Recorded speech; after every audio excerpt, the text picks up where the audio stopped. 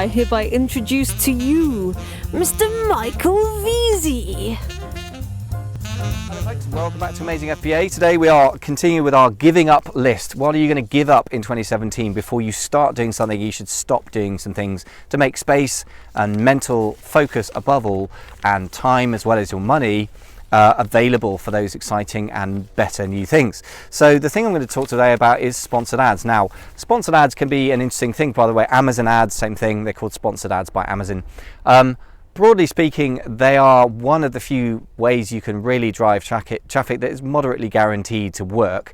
If you've got a really terrible product with terrible conversion percentages and that doesn't shift over time, and okay, if you've got no reviews, then that will explain it. But if you've got several decent reviews, relative to the size of the marketplace, several could be between 5 and 20, 30 reviews. I do not believe you need hundreds. I just don't believe that from experience.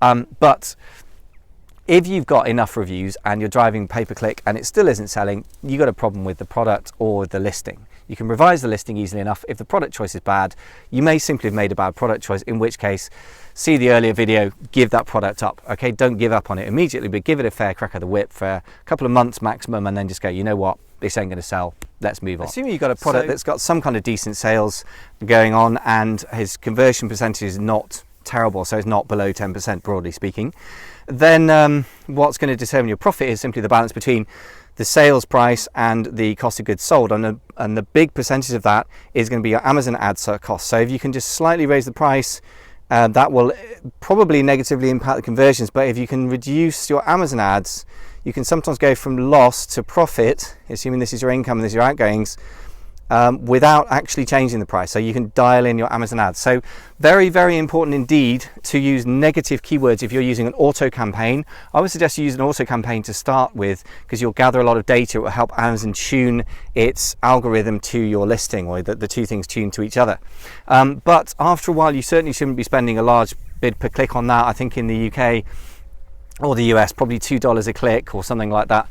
Bring it down to 50 cents a click after a while. But you certainly also want to be using negative keywords. So you go through your search term report and make really sure that anything that you're spending a lot of money on that doesn't make you any kind of sales at all is something you want to put in negative keywords reasonably soon. Now, how long is a piece of string? If you're really serious about your products and you've got signs of good success on your hands and you've got plenty of deep pockets, you might run at a loss on that campaign for really quite a long time in order to really gather solid data. If you've got 50 clicks on a keyword and no sales result, that's pretty damn certain that's a waste of time, and you need to make sure that's a negative match on your a negative match keyword on your auto campaigns, and you probably want to make sure that it is a negative keyword on your manual campaigns as well.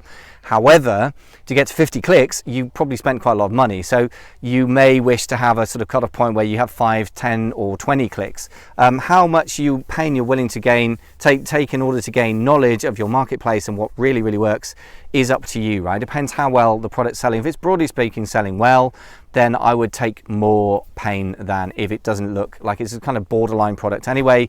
I would be a bit quicker to kill off the negative keywords, right? So the first tool you've got in your arsenal to remove things is negative keywords for those keywords which particularly just don't sell any products at all, right? So that needs to be your first port of call, and that's into the auto campaigns first, and then probably also in the manual campaigns as well. Second thing you want to do is look at keywords which are making sales, which is probably only going to be a small percentage of the keywords you're using, say 10 to 15 or something in the starting point. And obviously over time you want to gather your long tail keywords, but that takes time. As I say, it depends how much you're prepared to spend before you make sales in order to answer how long you're going to look for those keywords, right? But assuming that you after 2-3 weeks you're going to be reasonably harsh, then you probably after that time want to be looking at probably only 10 to 15 keywords that are making you sales, and you might want to look at those and reduce the bids on those which are costing you too high an ACOS or too high an advertising cost of sales. Now, one caveat is this: don't allow ACOS, advertising cost of sales, to be your main guiding point. For starters, if you're launching things, you'll often be changing the price, raising it hopefully over time. That's certainly how I do it. So the percent, if you spend $10 on advertising a product you're selling for $10, that's obviously 100% ACOS. However, if you're going to raise the price of that product to $15, that would change over time pretty dramatically, right? So I wouldn't be too worried about that particular metric. It's a little bit misleading potentially until you've got a stable price at least. But what I would simply look at is the overall spend on advertising divided by the overall sales as my overall advertising cost of sales. And that isn't something Amazon will give you because they want you to spend like a drunken sailor on adverts. You're going to have to do it yourself. It's very simple. You simply get the same period of time for your adverts. For example, you could say last month or last week if you just launched a product for Amazon ads, and you can simply do it on the system on Seller Central backend. You don't need to use the search terms report if you don't like spreadsheets, and you add up how much you spent, and then you go back to your business reports. So you just go to reports, and underneath business reports, and then you on the left you click on sales by child ASIN, and you look at the sales that you made in the same period. Make sure the dates are exactly matched to last week, right? And then you've got a comparison of, for one period you spent this much on advertising, you made this much in sales, what's your overall advertising cost of sales? That is the metric I would use because it's robust. Now, I would look at individual keywords, of course, when I'm going through and deciding what I'm going to spend on things. But the main thing is this, it's not about the advertising cost of sales. It's not a percentage of sales that interests me. I'm after profit. So if my profit margin on a product before advertising is $3, that is how much I can spend on advertising before it becomes a loss. Right, so that's one whole way of looking at it. Just another caveat to say is that quite a lot of people, and I'd probably be included in that, if you've got decent sales volume, are quite happy to sell products at 100% ACoS. In other words, they make a loss on those product sales if it's going to rank you organically and you'll still make a profit on organic sales, right? It's not something I'd recommend if you are not particularly being aggressive and really wanting to grow your sales volume kind of come what may. I prefer to keep my maximum ACoS at the point where it is breaking even. So if I've got a 30% margin on something, for example, if I'm selling a $10 widget and I've got a $3 cost of landing it, no, let's say I've got a $10 widget, I've got $3 cost of landing it at Amazon, so total landed cost, so every single cost before it hits Amazon, and then I've got Amazon fees and pick and pack and whatever, fulfillment costs of $4, so that means I've got $7 of cost and I've got $10 before Amazon ads, right? So I would personally, even for my Amazon ads driven sales, so sales that have only come via pay-per-click, hope that's clear, I would not want to spend more than $3 per sale on average on that, right? So if something, so that's 30% ACoS if you want to put it that way. So I would go through and I would kill off quite a few keywords that go above that, or I would probably better if they're making sales, reduce the bid. So I will make fewer sales, but those I make would be more profitable.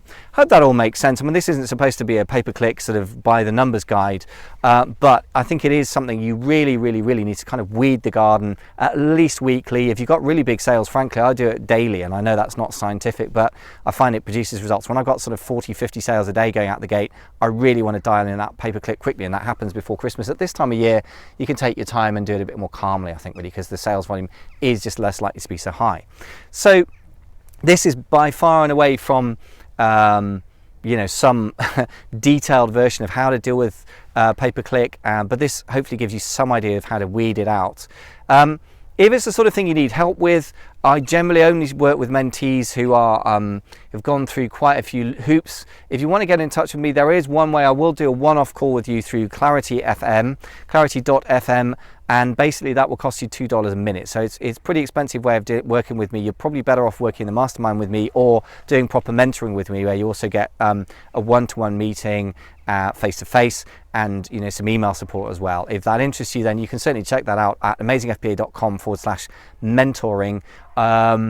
I'm pretty fussy who I work with. I mean, don't assume that I won't work with you. I mean, if you're interested, apply. I just want to flag up that I won't necessarily work with a lot of people. I'm fairly full with my time now with mentoring. I've probably got space for one, maybe two more people if they're the right people.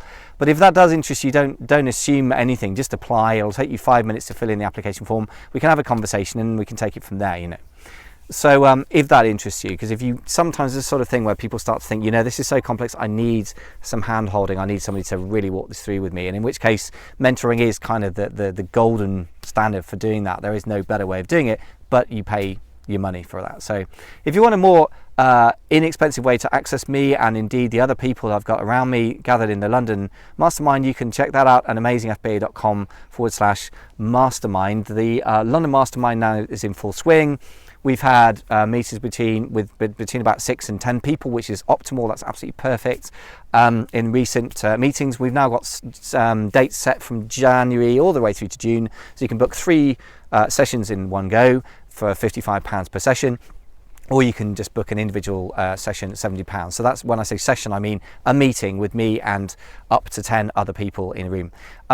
It could expand it up to 16 in future if there's enough demand, but I like keeping things small and focused. So it's one of those things that there is not enough of that on offer. So if you want a face-to-face meeting about Amazon in the UK, you may want to take that one seriously, because there aren't that many other options out there as far as I know. If I hear something, I'll let you know. So hope that helps, guys.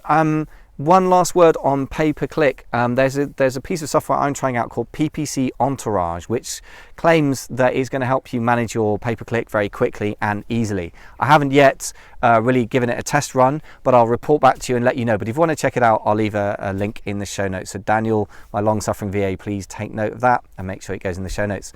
Other than that, guys, I'm going to leave you to it, because I'm going to go off and typical of the online lifestyle, if you like. I mean, I certainly need to work to keep my products managed, but while I've been here in Cornwall in the middle of nowhere, we haven't even got Wi-Fi connection. I'm just using my trusty phone tethered to my even more trusty MacBook Pro that I've had for 6 years now.